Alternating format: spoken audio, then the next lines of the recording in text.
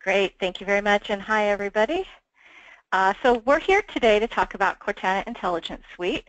We're going to start really quickly with a fast Azure overview that I'm actually cutting short so that we stay within the time allotted here. The materials that, let me go back one slide that I initially skipped. The materials for this are on my website, which is at sqlchick.com. There's a presentations and downloads page. There's about 25 slides that I've hidden for purposes of this delivery that are available on my website if you'd like, and that includes a little bit more Azure overview and a bunch of ones at the end as well. So really what we want to do today, let's start here. Azure is a huge, massive platform. We can think of it as the foundation for a lot of the applications, services, infrastructure that we build our solutions upon. So within Azure, Cortana Intelligence Suite is a subset of various services in Azure that really have to do with business intelligence, analytics, big data, that sort of thing. So what we're going to do today really is just do a very quick review of what each one of these services are, the use cases where you might want to look into using them. The overall objective of the Cortana Intelligence Suite, which by the way used to be called Cortana Analytics Suite, but it's been rebranded recently, is really just about less cost and effort to do these advanced analytics and big data type of projects. And one way that they're trying to do this with less cost and effort is through the idea of templates and pre-configured solutions. So let's say you are interested in, for instance, a fraud detection solution or a customer churn type solution. Ideally, you don't want to have to build absolutely everything from the ground up.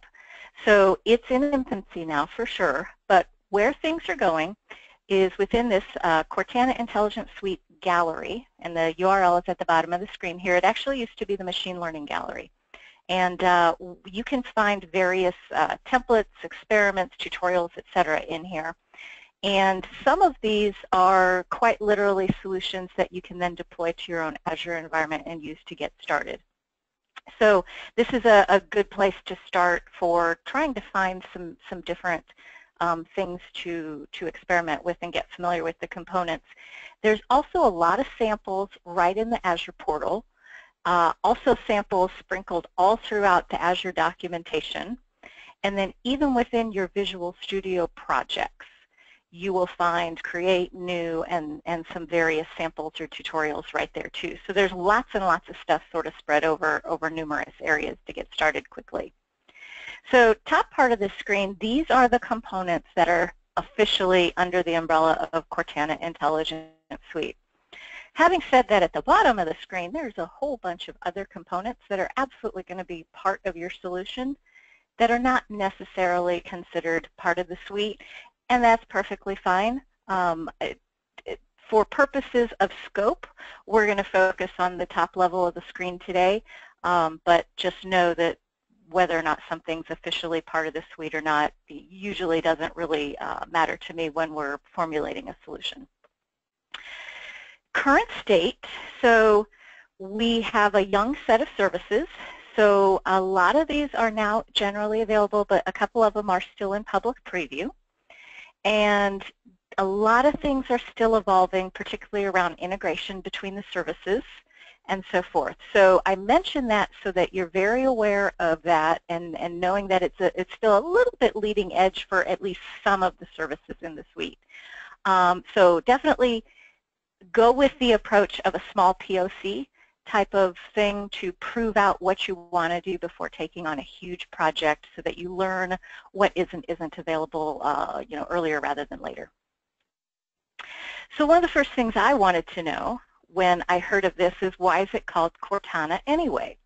And so probably most of you know, but Cortana's from the Halo game, and she was smart, artificial intelligence. She could learn and adapt. And from Halo, she became our Windows digital assistant, right? So we can have her automate some things for us, such as calendar entries and reminders and so forth. Now she's she's symbolically the title of this whole suite of products because it symbolically shows the contextualized intelligence they hope to achieve with certain automation and machine learning and that sort of thing and so forth. So that's the why behind the name. So where we're going to start here is with a couple of the services under the information management category. As we go through each one, and as you can see we have a whole bunch, so each one's going to get about 3 to 4 minutes. It's not a deep dive, unfortunately. I'll just pause quickly, and Jason, if any questions have come in, we'll see if we can tackle a couple of them as we shift from service to service. So I want to start with Azure Data Catalog. This is actually one of my favorite services in the suite, and this just went generally available this spring a few months ago. This is all about registering your organizational data sources. So as users, we're all used to utilizing search these days for practically everything. So data is no different. On this screen, if you take a look at the left, the idea here is that your users in your organization could search for data by things like tags, such as weather data or sensor data, or by a subject matter expert or the type of object, et cetera, et cetera. They could also see things like data previews or certain data profiling information like distinct values and so forth.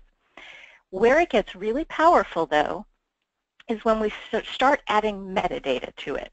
So on this screen, what you're seeing here is a customer table that we have registered in the data catalog, and the first couple of columns are salesperson and email address. Well, the description that we have added for the salesperson is that it's the current primary salesperson assigned to the customer. Oh, that's really meaningful, right? Because it's the current and it's the primary. That kind of stuff's really gold, right, when we are working with data. And the other really useful thing is the idea of tagging individual columns. So here I've got an email address and a phone column that I've tagged PII because it's personally identifiable information. So that's one more way to say be very careful with what you do with this data. So in addition to a lot of this data dictionary type of functionality, the other thing it can help with is basically provisioning. So down at the bottom right of this screenshot, what you're seeing here is information about if you want access to this data and you don't already have it, here's how to go about requesting access. So typically how this works, our regular normal Azure portal is depicted at the top left here. And where we normally work and spend most of our time is the top middle. We call it the Azure Data Catalog portal. It's separated out into its own URL. And then there's two ways to register data. The easier way is through what they call a click once application. So you would launch that, register the data once, and then everything else you would do in terms of searching or in terms of adding descriptions and so forth is done in this Azure Data Catalog portal. And we'll talk client tools here in just a moment, as shown in the top right. So to recap, our purpose really here is all about data documentation and about discovery of data, i.e. that search functionality. And a couple of things to know if you're just getting started.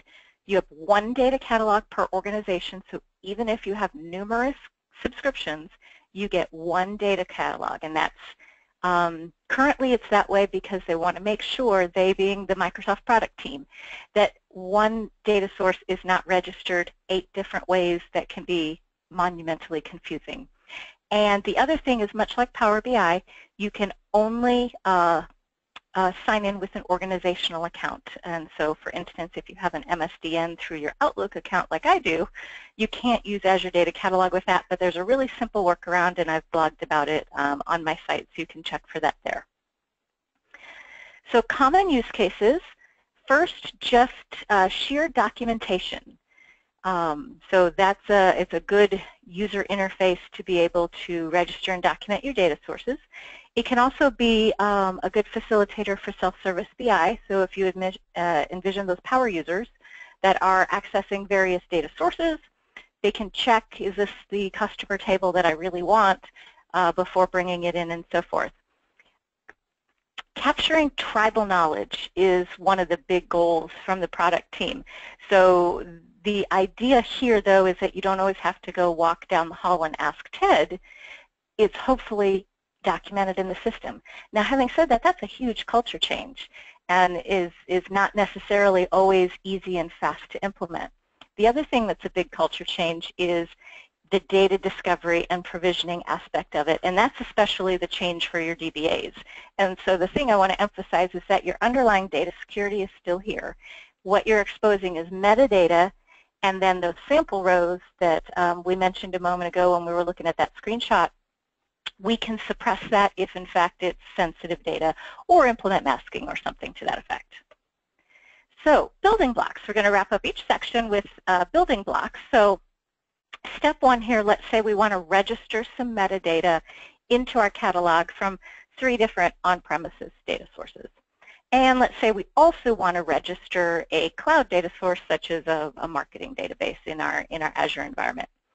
So step 3, one of the things I can do with client tools is open up the database that I'm referring to with SQL Server data tools, and basically it will show us the schema. So this is sort of one of the most flexible things that we can do. From a more business user perspective, something that they can do from Azure Data Catalog if they're looking at a table is, say, to open that table in either Power BI Desktop or Excel. As of right now, that integration is definitely one of the things that's maturing and is very young. So right now we can only open up and look at one table of data and not so much a whole database as itself. And then the integration, say, from within the client tool back to Azure Data Catalog isn't quite there yet. It's really kind of a one-way street right now, but it will evolve for sure. So before I move on to the next service, Jason, any Azure Data Catalog questions that came in? Nope, no questions yet. Sounds good. Next, we'll move on to Azure Data Factory, and this became generally available just over a year ago. So this is all about building and operating data pipelines, and so the factory analogy for why it's named this way is really just you acquire your raw materials or your raw data, and you integrate it, prepare it, and turn it into finished goods or finished data for consumption. So they call this a data orchestration tool. So if we look at the screenshot at the bottom, you can see we have 2 sources, and the data from those 2 different sources is coming into a pipeline that is performing some activities within it, probably merging it, maybe it's deriving a column, right? It kind of doesn't matter. And then it's coming out into one destination. And so you can see here we've got a SQL database at the end and blob storage at the beginning, and we don't know what the activity in the middle is doing, but I tend to think of this tool as something that helps us stitch together our various Azure services. Now, when we're talking about source data and then doing something to it and then outputting it, the very first thing everybody says is, oh, is this SSIS for the cloud? And my answer to that is no, not really. Granted, they do have some things in common, but there's 2 main differences that I really want to call out. One is that integration services, the scheduling would at least typically be handled through SQL Server Agent. And that's a modular, separate thing.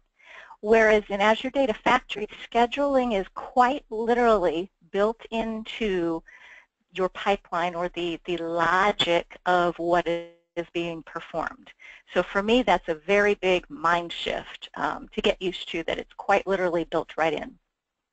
The other thing is that SSIS has a lot of built-in transformations. Azure Data Factory, at least right now, is much more aligned with custom type transformations.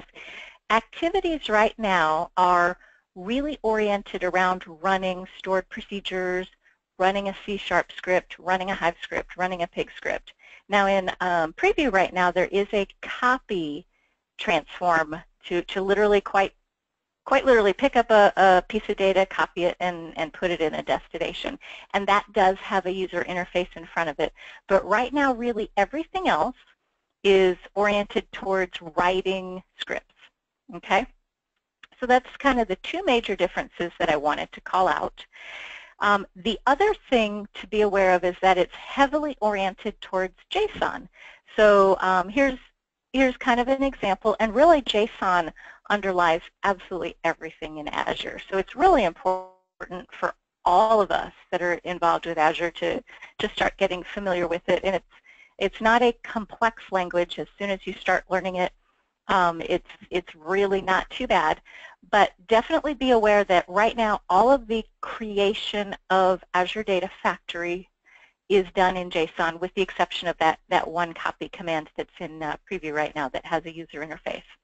Now conversely, where they have put their resources in terms of a GUI is on the monitoring and management side. So what we're looking at here is some things I have deployed to my factory, and we can see through the little Explorer window on the right that this particular pipeline was to run every single day, and okay, it did indeed, succeed for the days that we were looking at here. So here's where they've started with the graphical interface, is on that side of things. And then I definitely think we're going to see the development side emerge more graphically as well. So use cases for Azure Data Factory, first and foremost really is big data processing, and that's where this tool really originated. Operationalizing our solutions, so scheduling something that we built in Azure is obviously a very big use case.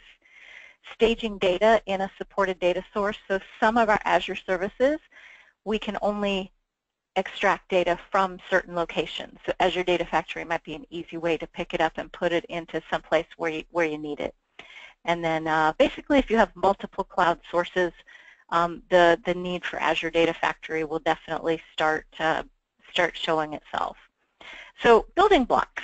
Here's just a really, really simple one. But let's say step one, we're going to extract some data from an on-premises data warehouse into an Azure SQL database.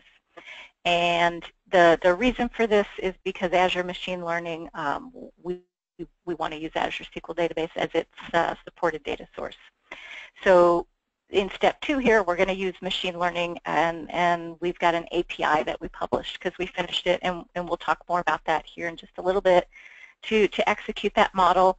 And then step three, we could use ADF or Azure Data Factory to take those scored results and put them right back into our data warehouse where we started from. Before I move on, any comments or questions? Nope, no questions. All right. So the next one that we want to talk about is Azure SQL Data Warehouse. So this became generally available just a couple of months ago. I'm not going to go through this whole slide, but there's numerous ways that we could do relational data warehousing in Azure. So really the purpose of this slide is to show this is kind of the biggest, most powerful way that we can do this. So this is a diagram that you've probably seen on the Azure site. This is an MPP, or massively parallel processing type of solution. And at the top you see one control node. I tend to think of him as the brains. And then here in the middle we show 4 compute nodes, and I refer to these guys as the muscle. And so with this MPP type of architecture, we can invoke one of the most powerful things about the cloud, and we can scale it up, i.e. more compute nodes or more muscle, or we can scale it down however often we feel we need to. And so any of you that have struggled with, say, a nightly ETL process that has taken too long but you can't justify upgrading the server, this then is a very welcome type of thing for sure. Now the data is stored independently of the compute nodes and that control node. So that means that we can scale it up and scale it down, or even pause it, and the data is preserved separately and is just fine. So this is really something that we want to look into when we've got that we really want to take advantage of that MPP type of architecture. And I could talk for on and on and on about this one because this is one of my favorite services for sure. It is built on SQL Server, but with the caveat that there are absolutely some differences and some limits. Just one very quick example, in data warehousing, we often use an identity for a surrogate key and a dimensions. At this point in time, SQL Data Warehouse doesn't support an identity column. So some things change, and it has definitely got some differences to SQL Server. So I want to point that out so that you know, if you are planning to get started with it, you know, that to kind of educate yourselves on the differences. The elastic scale of scaling up or down is definitely a great feature. The polybase, which I'm going to talk about here in a second, is also a really great feature. And that storage and compute being decoupled, that's what I meant a moment ago when I said the data is stored independently. So use cases are typical analytical type workloads, right? This is our traditional data warehousing workload, not OLTP. If it's varying and it's large type scale, it would suit this. Also, if we've got data variety, so this is polybase that I want to elaborate on here just a little bit more. So there's essentially three technically, but I'm going to talk about two fundamental ways that we can use polybase.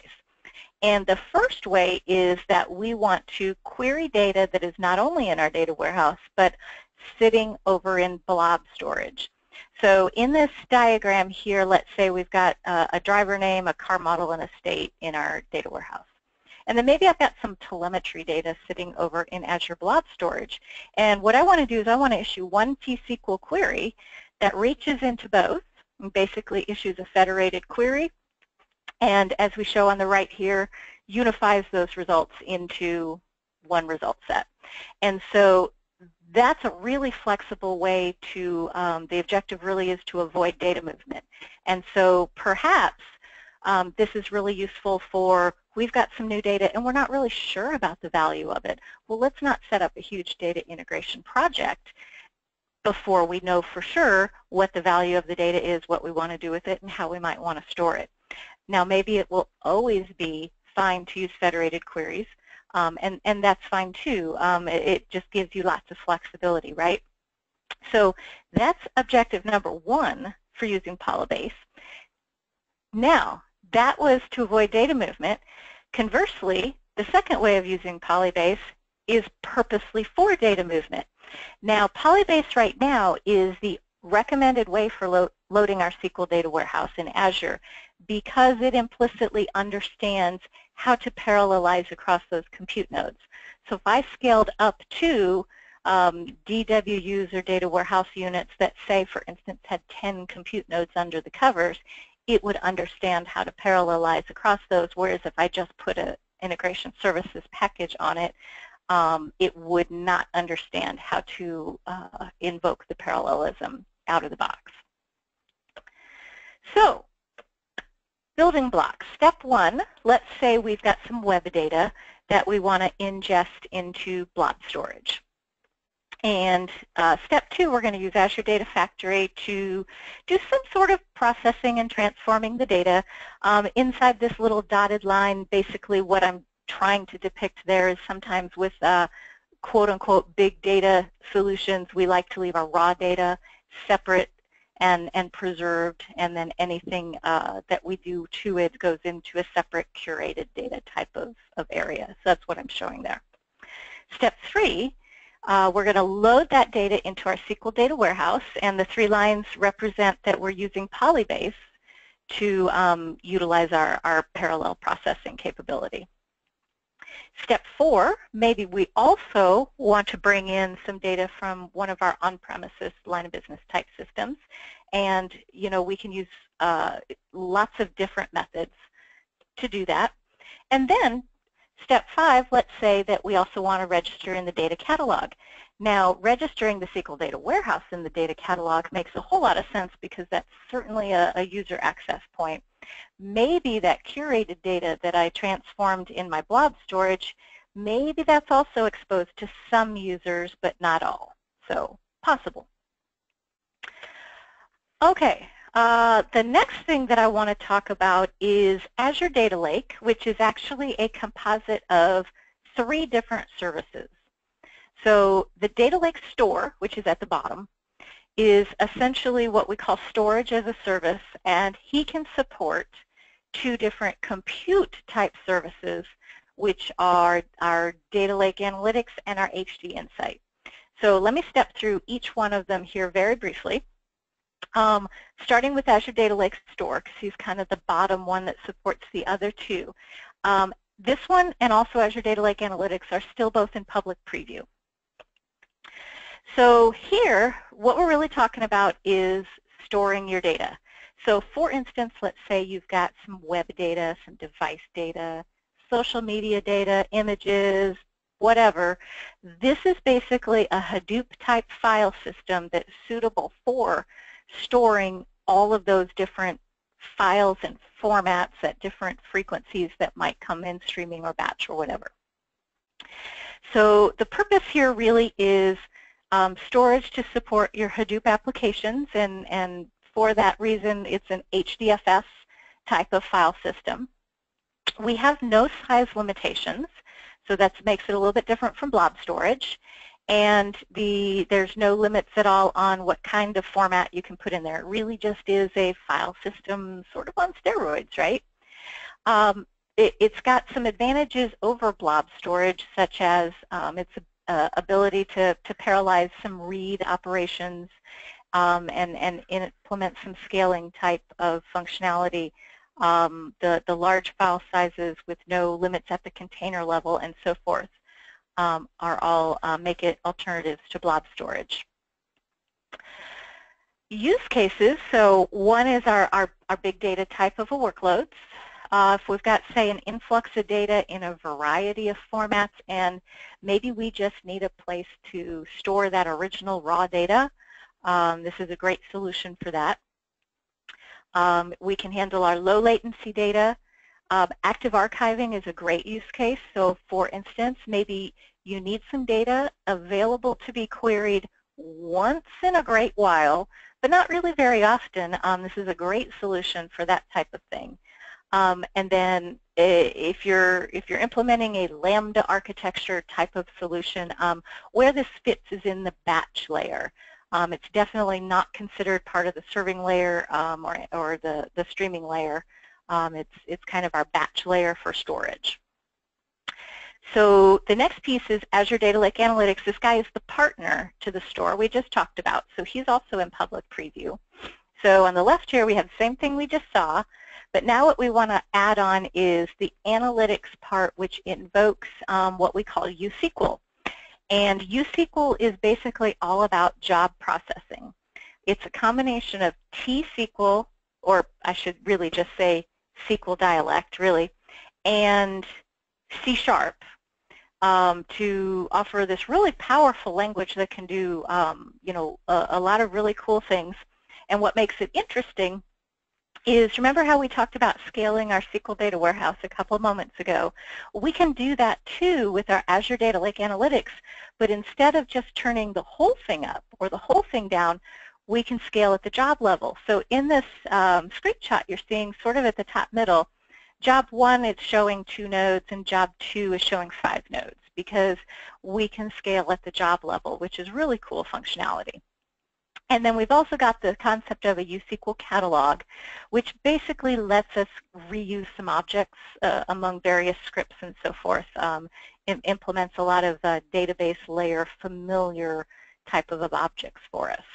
And then we can also implement some external data sources.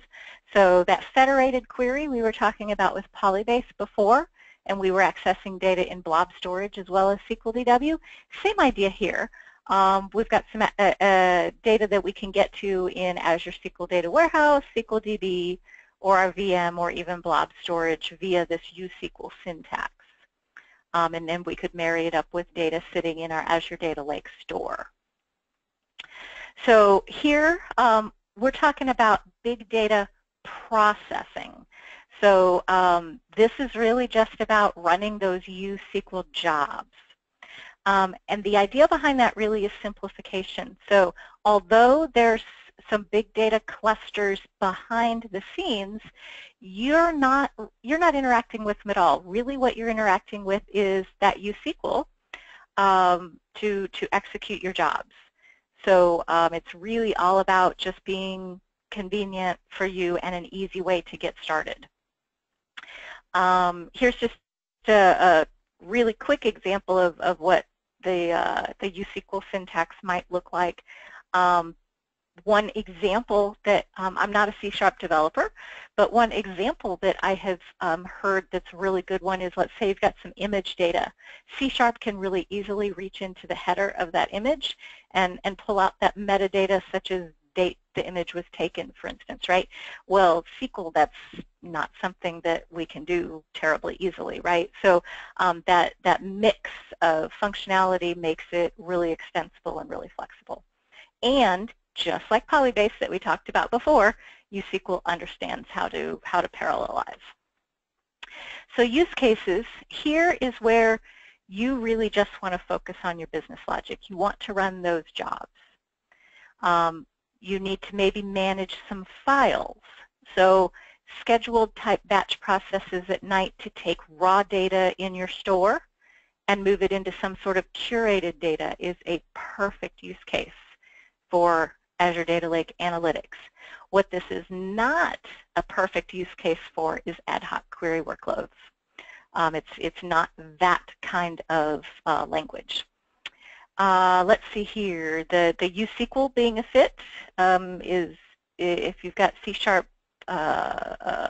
sets on your team, this might be more appealing as well. So building blocks. Let's say first we want to ingest some device data into our Azure Data Lake store. And let's say secondly, maybe we also want to relocate some blob data into our Azure Data Lake store. Now, we could use an external data source, so this is optional, but let's say we would like to get everything all in one place. Step 3, we're going to read some data from our Azure SQL Data Warehouse and from our Azure Data Lake store with our analytics service and basically combine them together. And step 4 is going to write those results back to the Azure Data Lake store, with step 5 integrating those results back into the data warehouse. Now the reason step 4 and 5 are separate is because we can read from SQL DW, but the USQL in Azure Data Lake Analytics right now can only write to the Data Lake store or to blob storage. So that's why we wrote it separately in steps 4 and 5. Comments or questions before I move on? No questions. All right, we got a quiet audience today. Yep. All right. So Azure HDInsight is the third component that is part of the Azure Data Lake as a whole. And this is one of the more mature components that we have because it's been generally available now for almost 3 years, and we have seen some nice growth and expansion during that time. So this is where you are running really a Hadoop distribution. So this is where you are saying, I want to run a Hadoop cluster or a Storm cluster or a Spark or an HBase cluster. And that gives you a whole lot more control and things you can do beyond just, say, running USQL jobs like we talked about before. So I tend to think of Azure Data Lake Analytics is a great entry point, and when you get to having more needs, you might grow into HDInsight. So here we're really talking about big data type solutions, and here's where you would look at HDInsight, where let's say you've got something in the Apache Hadoop ecosystem that you want to use. Let's see, I'm going to skip the 3 ways to manage HDInsight in the considering of time, but this HDInsight service is really jointly owned and managed by not only Microsoft but Hortonworks. And so they jointly own the roadmap and everything. So there's a whole lot of resources behind this particular service. So use cases, we've got our big data solutions, And we really want to manage a cluster without having to go rack up all those servers, right? And we really want to go beyond what USQL can do with the analytics type service. And maybe we also want to integrate with other open source projects. Even if you do want to go rack up all those servers, you might use HDInsight as a dev or POC type environment before you make that huge investment. The other thing that we're seeing more and more is using HDInsight really as the engine behind some data processing operations. So that's been sort of an interesting evolution to see. We had a client recently that needed to migrate quite a bit of data as a one-time load up to Azure, and they ended up using some pieces of HDInsight to get that done in a faster way. So let's see here. Here's one of the kind of interesting ways of using HDInsight. So in step one, let's say we're going to bring some data into blob storage. And in step two, what we're going to do is we're going to ask Azure Data Factory to create an HDInsight cluster on demand. And it does that if we issue a Hive script and we're doing this on an on-demand mode. And so then let's say in step three, we're going to output to a database the results. But here's where it gets interesting. There's this time to live property. And if a query hasn't come into your HDInsight cluster in the, let's say we set the time to live property to be 60 minutes, for instance, it will automatically tear down this cluster. And that's sort of this on-demand way of managing clusters. Now, this is really useful in a maintenance window, because even though we call this an on-demand cluster, it's still going to take a while for it to ramp up. And a while depends on how big and how many nodes you're giving it, right? But I would count on at least 20 minutes. So so that on-demand kind of has that caveat, but it's an interesting way. And the reason that we tear these up or create them and tear them down is because HDInsight doesn't really have the concept of pausing or taking it offline the way some other services do. If it's on and running, you're being charged. So hence the create and tear down type of pattern that we see sometimes. Okay, so the next couple that I want to cover are kind of interesting. So let's start with machine learning. This is another one that has gotten to be very more mature. It's been GA for over a year and a half now. So machine learning is absolutely one of the hot things that we hear talked about all the time, and this is really about predictive analytics. So in machine learning, we have a lot of pre-built algorithms. So for instance, you are interested in analyzing customer churn. There would be an algorithm or two or three for you to evaluate and test and try and see if it does what you're hoping it will do. In addition to those pre-built algorithms, we have R or Python that you can use to extend and write your own custom scripts as well. So the purpose here really is all about predictive analytics. So how this normally goes is you work in what's called the Machine Learning Studio, and you might cleanse and prepare your data, right? We always never get off the hook of doing that. And then we work with our algorithms, and a lot of times we call that training the model, because it's often very iterative, and we might hold back some of our actual data so that we can test the answer that the algorithm is giving us on what we know the answer should be, and train it till we know that we trust it. And when we are done with that, we deploy it, and it's deployed via an API that other client tools and apps like Power BI Desktop or Excel or lots and lots of other things could call and use the output of that algorithm. So lots and lots of use cases, right? Anomalies such as fraud or abnormal equipment readings are really common. Things like customer segmentation or personalized offers are really common. Predictive analytics, wow, the list is endless, but things like predicting your credit risk, predicting hospital readmissions, predicting weather, predicting dropouts. You get the idea. There's so much we can do with this kind of stuff. So step one, let's say we are going to relocate some data into an Azure SQL database, and we're going to invoke our machine learning API and write these scored results to our SQL data warehouse for further analysis. Okay, so the next one, I'm going to talk about two services together, and that would be Stream Analytics and Event Hub, which are also generally available as of last year.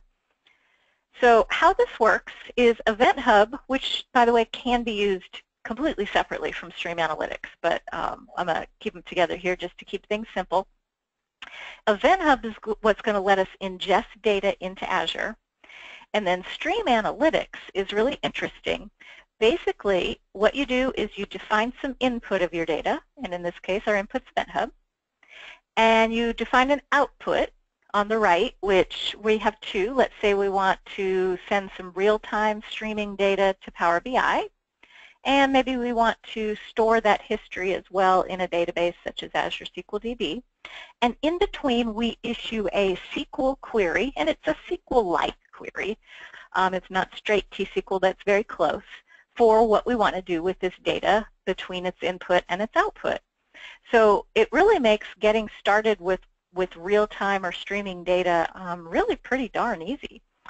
The other thing I want to mention is that there's also an IoT hub that you could use instead of Event Hub, and it has more security capabilities.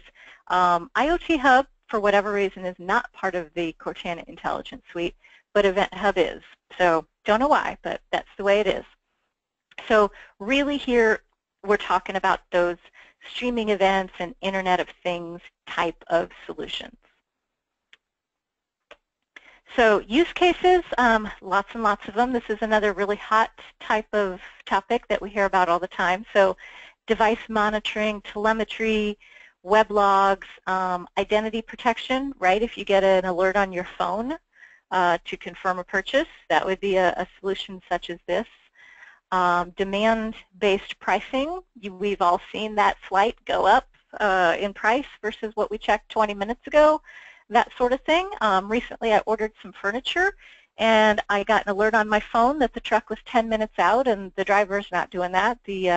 That's just an automated system letting me know. So it's all pretty neat stuff for sure. So step one, let's say we've got some events from a machine, for instance. Maybe this is we're looking at equipment maintenance that we want to evaluate for this. And so we're going to send it into the data queue in Event Hub. And then Stream Analytics is going to consume that data and process it for a window of time. Because remember that select query in between, we can also define, maybe we want to roll up events into a minute or some sort of window of time and not necessarily pass every single event at the lowest granularity. Maybe Stream Analytics also needs some reference data to marry up along with that streaming data to make sense of it. Step four, maybe we want to output it to Power BI for a real-time type of streaming dashboard. And then in step five, we're going to persist or keep that data in a database for historical reporting. Now here's where it gets interesting. Step six, we're going to actually do some processing and aggregating of that data, and we're going to use HDInsight for that horsepower. And then we can also utilize machine learning to say, okay, based on what I know, I think this particular machine is going to need maintenance in 6 days. And then perhaps we want to integrate those results into our data warehouse for further analysis and so forth.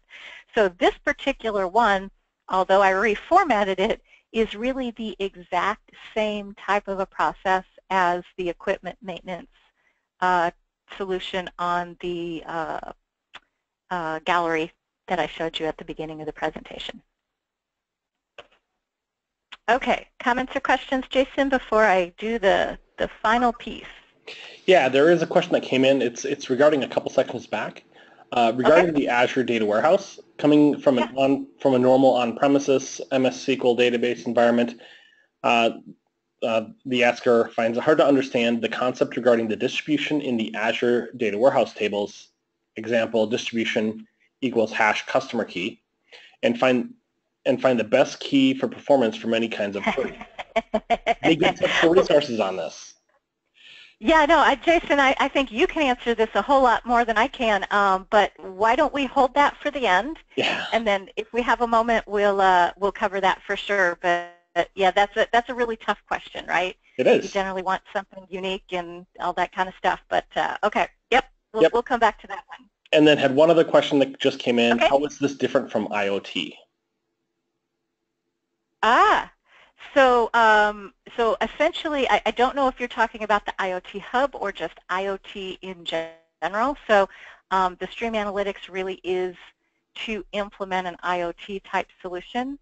And the Event Hub and the IoT Hub, to my knowledge, are pretty similar. The IoT Hub just being having more features and functionality and certainly more security to it. So. All right.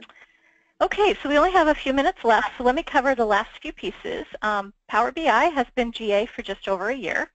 We could spend all of our hour talking about Power BI, but essentially Power BI is all about analyzing data and visualizing it. So essentially we have a set of desktop and web and mobile tools that help us clean that data, shape that data, put it into a data model, create our data visualizations and our reports and our dashboards, and then share them out via web and or mobile apps. So, so that's really important because it's not just a reporting tool. It has lots and lots of functionality that goes pretty deep for queries and data and relationships and so forth. So use cases for Power BI. This is very much a self-service BI type of a tool, particularly if you want to mash up or combine various data sources. And the data prep and the cleansing is always a big part of self-service BI projects.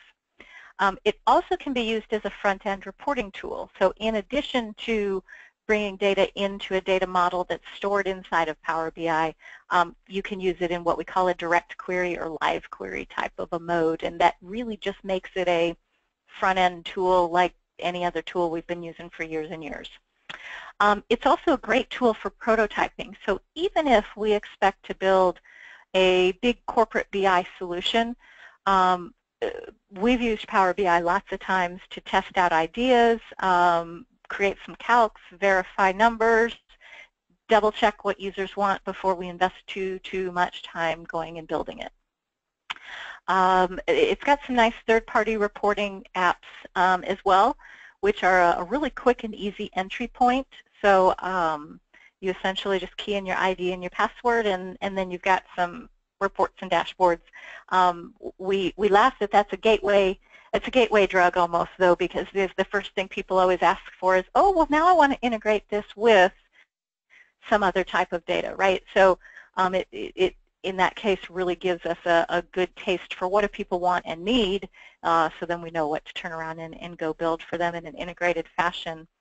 And then there's some new functionality that's actually separate. It's called Power BI Embedded, but there's various features now to where you can embed it in custom applications. You can now deploy it on public websites or certainly in the private portal as well. So numerous ways to deliver it.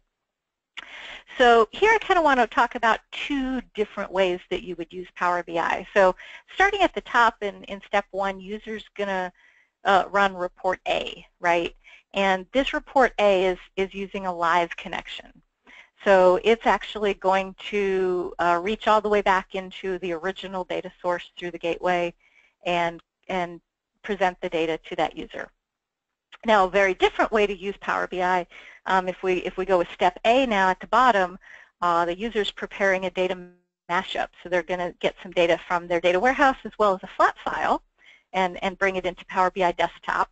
And when they're done with all that work and so forth, they're going to publish it up to the Power BI service, which is the web component that we use for sharing and collaboration. And we're going to schedule a data refresh on that imported data set in the Power BI service. This step C doesn't have to go through a gateway because it's a SQL data warehouse in Azure. And then step D, when the user runs that report, instead of it reaching all the way back into the original, it's reaching into the imported data set. And an imported data set like this can be up to 2 gig in size, and that is compressed in an in-memory columnar type of the data model. Okay, so the very last piece here we have is under intelligence. So cognitive services. If any of you saw, oh gosh, this has been more than a year now, HowOld.net, I took offense to it because at the time I think I was only 44 and thought I was 48. So my opinion to the developers is that they should really tell these algorithms to guess on the low side for the women. But no, seriously, the HowOld.net, and there was also a dog one too, and the name escapes me, was built with some of these cognitive services. And there's lots and lots of APIs and SDKs and so forth underneath cognitive services here. So some of these fall more in the area of applications as opposed to BI and analytics, but certainly some of them fall under my normal realm as well. In the third column, text analytics is certainly a big one that we're hearing lots about these days. So really it's all about making your apps more personalized and all that good stuff. One interesting thing is that there's a lot of integration with cognitive services and Azure machine learning as well, and some of the Bing services as well, particularly around search. There's a lot of integration there. So use cases, sentiment analysis is a really big one. Security, so things like facial recognition and so forth. Search is a big one, and personalized shopping can also be enhanced with this. So the bot framework, this is one of the newest items and is still in preview, as is cognitive services, which I neglected to mention. So bots are essentially a conversation agent, right? So here's a little screenshot on the right where the conversation's all being held with a bot, not a real human on the other side. So, things like web chats and so forth can at least initially be done with bots. There's bots that can deliver you content. There's kind of a famous demo from last year where they used a bot to order a pizza, and certainly alerting and so forth too. Now, Cortana Assistant. Now, the whole thing's been named after Cortana, so I had to hold her to the end, right? So she's essentially